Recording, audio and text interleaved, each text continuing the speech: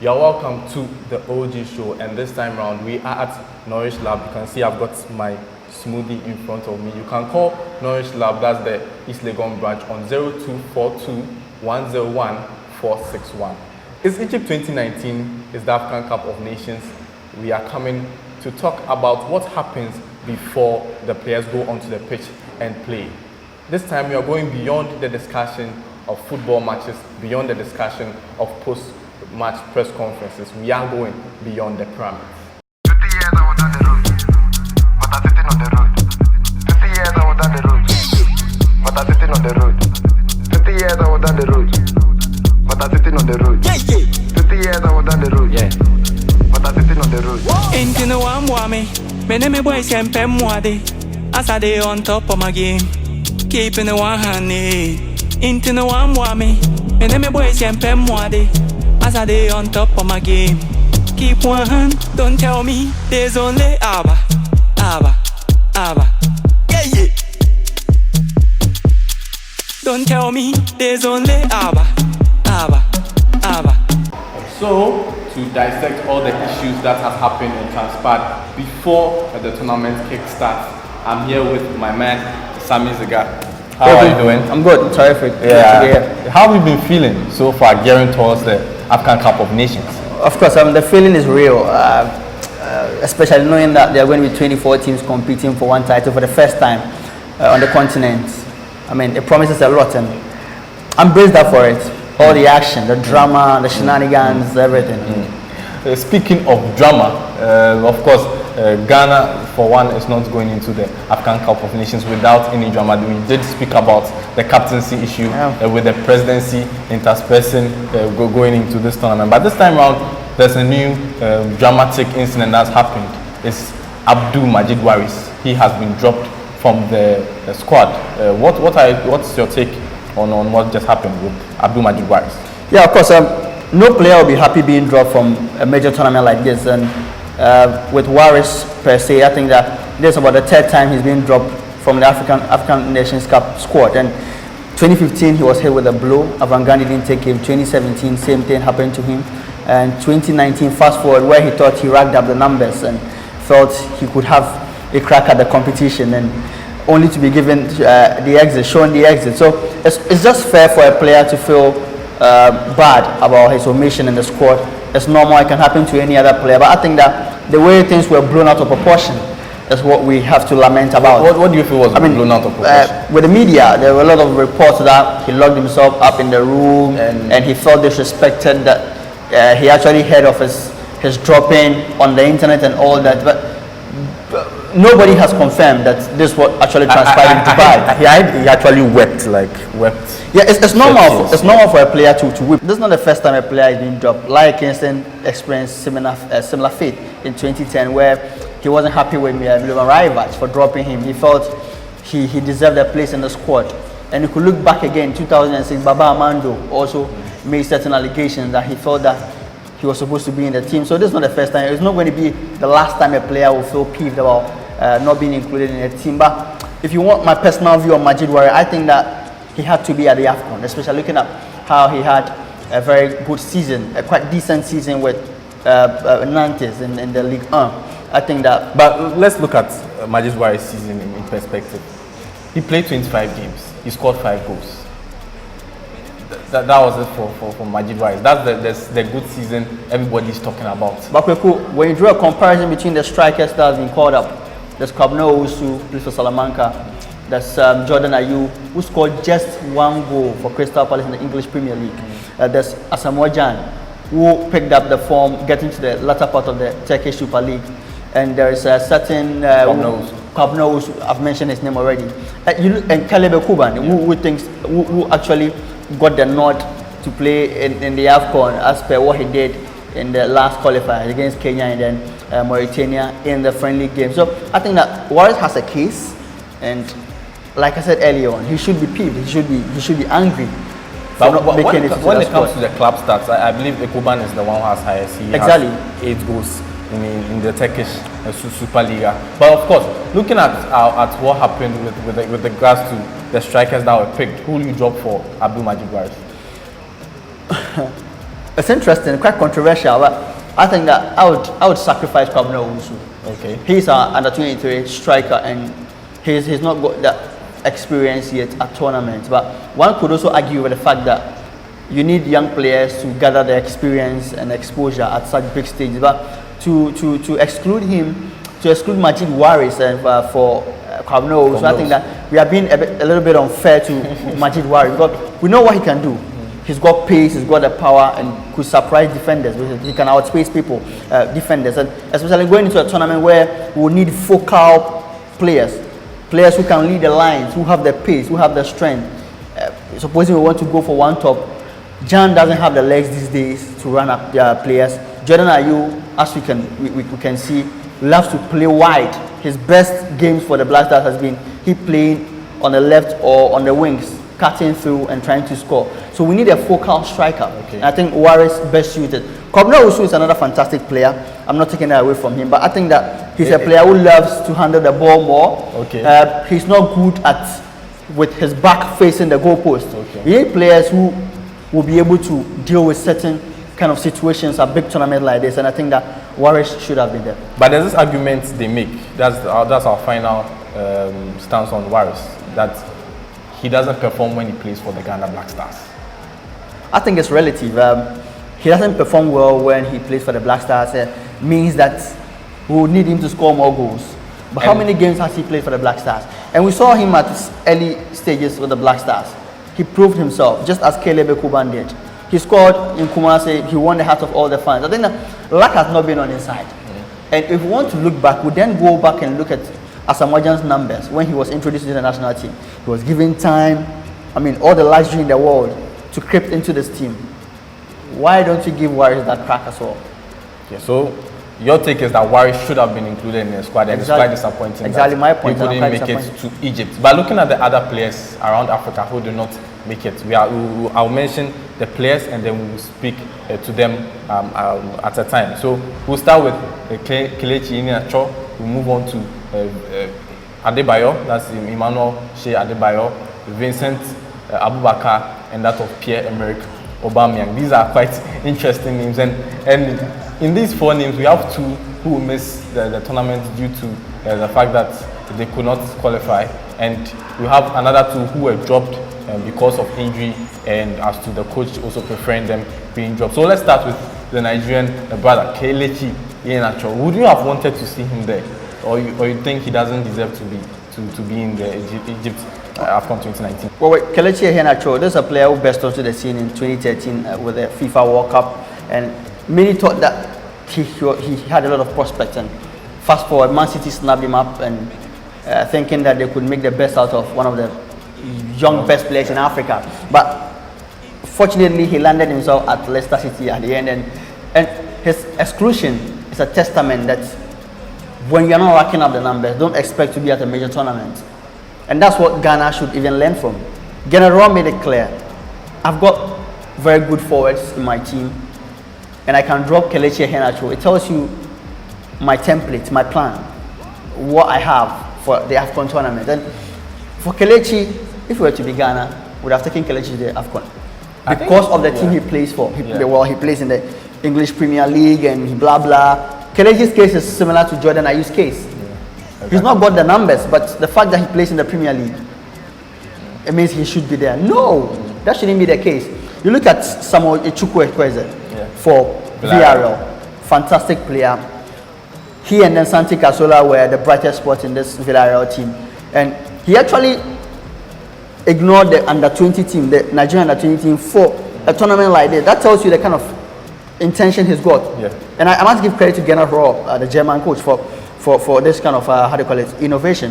But something interesting on Kelechi Iheanacho, just like Jordan Ayew, but I think for him, Kelechi Iheanacho has 30 games for Leicester City. He's got numbers and scored 1 goal in those 30 games. How on earth can you play 30 matches as a striker and score just 1 goal? I mean, his numbers are similar to Jordan Ayew's numbers, and they've got no business at a major tournament. But you can't compare Nigeria to Ghana. Nigeria have a lot of attacking options up front. There's Samuel Chukwuekweze, there's Alexi Iwobi for Arsenal. these are players who can grind their goals as well. In as much as they are wide wingers or they can be termed as attacking midfielders, they can get you, they can fetch you goals. So it tells you the balance, the kind of difference between Ghana and Nigeria. But for Kelechi, it's unfortunate for him because growing up under 17 World Cup, went to the World Cup with Nigeria, Russia last year, and we would have thought that he would make it for the AFCON. But it's unfortunate he was omitted from the squad, and I think that it's one of those fair points from Gennaro Roy. I give him props up for that. So we move on to a very huge name. I'll say a gigantic name on the African continent. That is Emmanuel Shea Adebayo. His side were not able to qualify for the AFCON. They lost out to Benin. That is in their last qualifiers. And then, do you believe his exclusion from the African Cup of Nations is a huge blow for African football? Of course, who wouldn't want to see Emmanuel Shea Adebayo at the AFCON? He's a player. He's full of life. He expresses himself on the pitch. He plays good football. The few times he's played the AFCON for Togo, we've seen the kind of things he brought to the fore. And you should watch that press conference. No, not a press conference, but you should watch that incident in the dressing room after the game against Benin, where he spoke to the players. I think it was in French. Yeah. Viewers, you should get that video and then watch. I think in the translation of what he said, he was talking to them as to how nobody on the day was trying to help out because he scored the goal for Togo, but although they still lost to Benin, it was a 2-1 scoreline. You know, what Adebayo should understand is that the players that actually made him Adebayo, that made him the top scorer in the build up to the 2006 FIFA World Cup, are no longer there. I could count off a certain Eric Akoto and then the like, Dosevi and Co, the guys who actually helped the team. They played equally as a team. But now, I mean, he's past his pomp. He's not got the legs any longer. He's thriving basically on experience, and you didn't expect to blend well with this crop of players or this generation. It's a kind of difficult thing to do. So you should just understand them. These are youngsters, rookies, who are trying to make it for themselves as far as African football is concerned. And it's very unfortunate that he just couldn't make it to the AFCON. And it's one of those things. Once upon a time, there will be hiccups in your career as a footballer. But for Adebayo, I feel sorry for him because this would have been his last AFCON, just as Asamoah Gyan and the like. So very unfortunate for him. But you have to enjoy his time with his girlfriend, former Big Brother winner, Dish Matthews. That's what you spend his summer doing. But a holiday was let me mention one name: Pierre-Emerick Aubameyang. The English Premier League golden boot winner. Pierre-Emerick Aubameyang. A golden boot winner. Yes. There were 3 this time around: Salah, Mane, Aubameyang. It would have been nice to see Aubameyang joining them on the train in Egypt, but it's unfortunate that he couldn't help the Gabon team. He couldn't help the Gabon team make it to the competition. The last time they hosted it, I think they exited very early in the group stage. Very early in the competition, and he was actually the captain of the side. Yes. It's unfortunate some of these top class players don't really have the numbers in their national teams to help them or assist them, and there are days where it will make you feel that no, why can't some people also naturalize at times? But that's another aspect of it. But for Pierre-Emerick Aubameyang, after having this kind of impressive season with Arsenal in the Premier League, one would have thought that he could come to the AFCON and then rub shoulders with Sadio Mane and then Mohamed Salah and then the like. It's quite lamenting that he couldn't make it. So one of the biggest omissions is Pierre-Emerick Aubameyang. He's also the one the Gabonese fans don't want to see in Gabon. Remember, there's this quite interesting fun fact about Pierre Aubameyang. His father, that's Pierre-Francois Aubameyang, was appointed as coach of the national team without the knowledge of the man. The man was just sitting in the comfort of his house, and they just announced that Pierre-Francois Aubameyang has been appointed as a coach. And at the end, it was Daniel Cousin, that's a former Hull City player who was appointed to try and qualify them for the African Cup of Nations, and they tried to get him in. And there's one player who we'll be talking about in a few minutes time. That was Seydou Brahino. He was able to play in that game against Aubameyang and qualified Burundi to the African Cup of Nations. Quite interesting as to how African football goes. And we move on, and this time around Cameroon won the African Cup of Nations. They are the defending champions. And do you remember who scored that goal? The winning goal? That's Vincent Abubakar. Yes, and Abubakar is injured and cannot make the African Cup of Nations. How do you take that news? And do you believe Cameroon have a chance without Vincent Abubakar? Of course, looking at what happened in 2017, you would always look at the team and say they have a chance.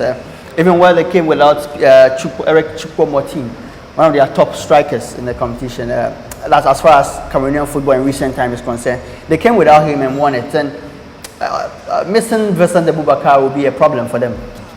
It will be a general team problem, but it's up to them to put themselves together, put their heads above the water, and then see if they can defend their title. He would have been at the AFCON if not for the injury. So that tells you the kind of plans Clarence Seedorf had for this current Cameroonian team. It's very unfortunate that Choupo-Moting wouldn't have a very good strike partner in Vincent Abubakar. He plays for FC Porto. Yeah. Very, very robust striker. He can do everything. He's very skillful, strong. He's got power both in air and with his feet. And that tells you the kind of Arsenal Cameroon possess when it comes to rubbing shoulders with the rest of the African countries.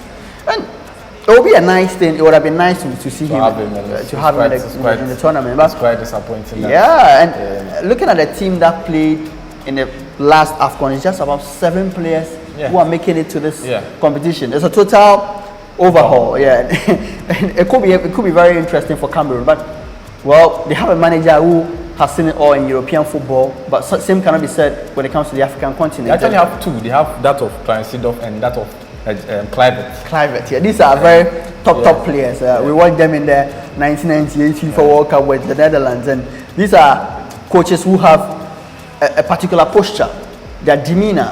When you see them, they've been there, they've done that. They've been there, done that experience could just be relayed to the players, this current couple of players. That look, we are top stars. We've made it in our respective countries. We've made it wherever we found ourselves. Why can't you make it? A motivation enough. Yeah. You're able to derive that intrinsic motivation from the players. And I feel that Kluivert Seedorf combination could quite work well for Cameroon. Looking at what Hugo Broos did with them in 2017. Interesting bit about Cameroon is that the fact that Seedorf and Kluivert will come out with their squad. And before they realize some names are being included into the professional squad. You know, that's the beauty of African football. There are a lot of interesting things. We try to always press the red button anytime it comes to call us into the national team, and it's quite interesting. And I wouldn't be surprised if same thing happens with other African countries, but yet they are not made loud. How can a coach make his squad and then it comes out and then there are certain inclusions and omissions? I mean, who does that? it's very funny and interesting, and that tells you the kind of things that goes on when it comes to football administration on the continent. Speaking about new players with regards to the Cameroon squad and the fact that they are now trying to gel, we are going to zoom down into players that are making their debut as far as the African Cup of Nations is concerned. There's one player in the Ghanaian camp is being talked about. Even Kwabena Yeboah feels that he will be a revelation for the Ghana Black Stars. That is someone Owusu plays for Kukariki. How do you see that player, and do you believe indeed he can make an impact when it comes to the Ghana Black Stars? Well, this is a player I've seen less of. I've not seen him.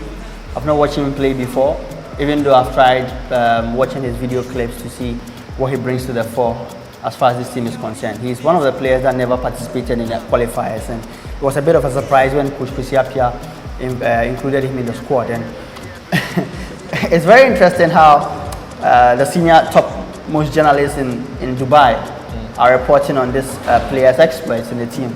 Well, it makes us expect a lot from him. Yeah. And for me, I have just one problem as to whether Coach James Kwesi Appiah would have the guts to start him or even give him a crack when the going gets tough in the competition. We've seen players being called up and they don't even make an appearance. They don't even play. So it's one thing talking about what he brings to the fore, what his exploits are. I'm told he's nimble-footed, he's deft-footed, a player who can take on a lot of defense. And that's the kind of player we need aside Christian Achu and Jordan Ayew. We don't really have players who have that kind of technical ability. So maybe Samuel Owusu's inclusion could just satisfy that need in this team. But personally, I've not watched him play. I'm actually relishing watching him play at the AFCON. So you speak about technical ability, speak about players who are nimble-footed. There's one player who's very nimble-footed and he has gained this level of popularity with the just ended UEFA Champions League from Ajax Amsterdam. He had a very great tournament and he was able to help the team get into the semi-final. I'm talking about Hakim Ziyech. This player, a lot of people don't know something about this player. This player has had a beef with Javi Renard before. He took a hiatus from the team and now he's been able to sort things out with Javi Renard and he's been put back into the squad. He once swore that if Javi Renard was still manager of the Moroccan squad, he would never play for Morocco again, and that has been put out of the water and he's now back into the squad. Are you looking forward to Hakim Ziyech perform for Morocco? Hakim Ziyech, a very enterprising player. A delight to watch. I watched him in the UEFA Champions League. For a player like Hakim Ziyech, I think that his inclusion in the Moroccan national team would be a big boost for Javi Renard and his charges, you know. On the back of having a fantastic season with Ajax in the Champions League and in the Belgium, it brings a lot on board, a lot to be brought to the fore. Looking at the kind of exposure and experience you bring to this team. For some time, it's been Malik Banor leading the charges for the Moroccan team, but I think that now he gets to have someone who also knows it all on the European scene, someone who just can bring his experience to the fore for this team. I think that he's one of the fantastic performers at the tournament. Should Morocco have a good tournament in general? One other chap who would be at the 2019 AFCON is former England prospect Saidou Brahino. This time round, he has been able to qualify to the African Cup of Nations with his native country, Burundi. We talk about Sadio Brahino, who played for Burundi, a player who was almost touted as the next big thing in English football as far as striking is concerned. I remember he had a very, very good goal scoring streak with West Brom, and a lot of teams were chasing him. Spurs and I think he had Man United were even chasing his signature. And it's very sad to see him end up this way. But hey, look, it's not over.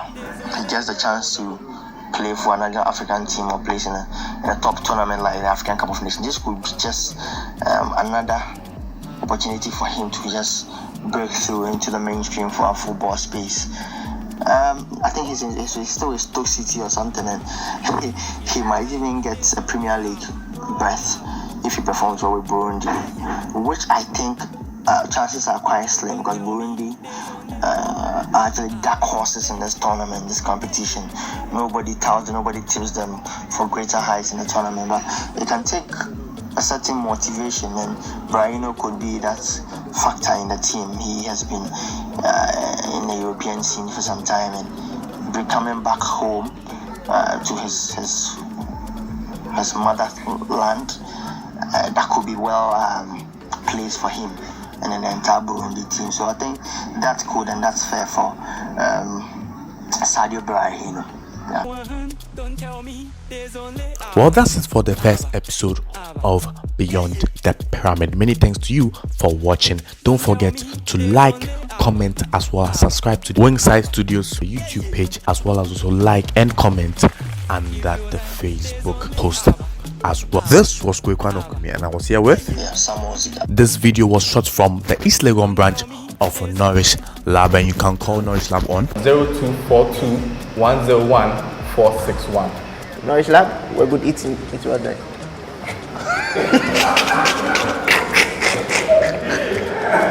Sitting on the road. 50 years I was on the road. But I'm sitting on the road. 50 years I was on the road. Yeah.